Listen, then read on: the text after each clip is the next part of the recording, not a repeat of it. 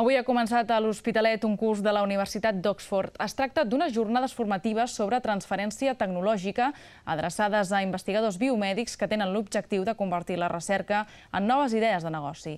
Els professionals poden intercanviar coneixements per crear empreses vinculades a la ciència.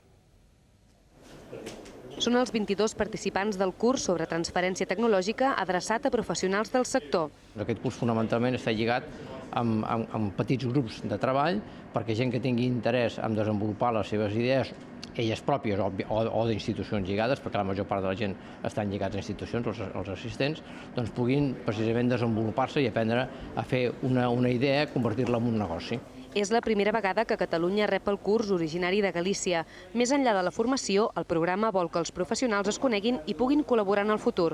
Que possibilitin el fet que allò de la innovació no sigui només una paraula, sinó que es traslladi realment el coneixement a l'empresa privada i, per tant, en poques paraules, traslladar els papers a les patents. El curs es pot fer gràcies a la coordinació entre el Biopol, la Universitat d'Oxford i la Fundació Barrier, que aposta per finançar projectes científics. Hay una necesidad de trasladar los resultados de investigación, llevarlos al mercado, no tanto de generar ciencia, que es importante, sino que llevar esa ciencia a explotación comercial.